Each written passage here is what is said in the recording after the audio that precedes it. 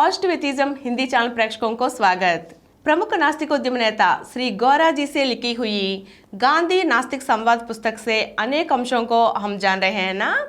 आज इसी पुस्तक से तरुणा मित्र डी रामस्वामी जी और गांधी जी के बीच हुई बातचीत के विवरण गांधी जी के मंत्री श्री प्यारेलाल जी से लिखी हुई इस बातचीत का विवरण को आज हम जानेंगे।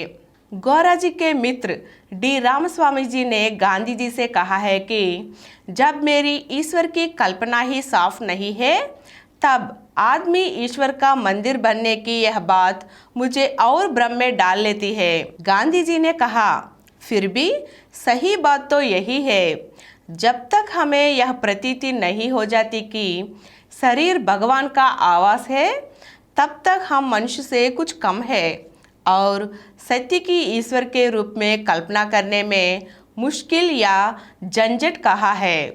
तुम यह तो स्वीकार करोगे है कि हम असत्य के मंदिर नहीं है, सत्य के ही है।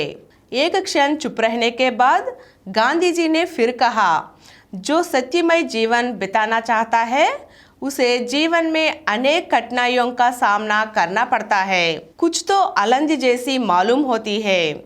उस समय ईश्वर में श्रद्धा यानी सिर्फ सत्य ही तुम्हें सहारा दे सकता है।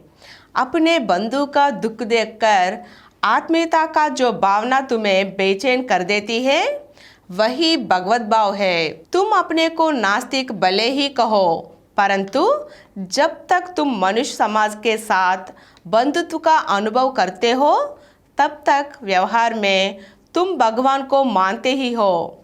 मुझे उस महान नास्तिक नेता श्री ब्राडला की अंतिम क्रिया में शामिल होने के लिए आए हुए फादरियों की याद आती है। उन लोगों ने कहा कि हम लोग ब्राडला को अपना सम्मान देने आए हैं क्योंकि हम मानते हैं कि वह ईश्वर की राय पर चलने वाला ईश्वर परायण मनुष्य था। अपनी बात समाप्त करते हुए गांधी ने कहा, यदि तुम ईश्वर में यानी सत्य में जीवंत श्रद्धा लेकर जा सको तो मुझे संदेह नहीं है कि तुम्हारा काम फूलेगा फलेगा। जब तक तुमने उसे पाया नहीं है तब तक तुम्हें हर चीज़ से असंतोष होना चाहिए।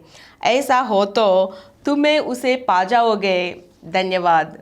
Please download Samaram multi-channel app and watch your favorite channels from your mobile. App available on Google Play Store and subscribe to the channels. For more videos, please subscribe to this channel Positive Atheism and activate the bell icon.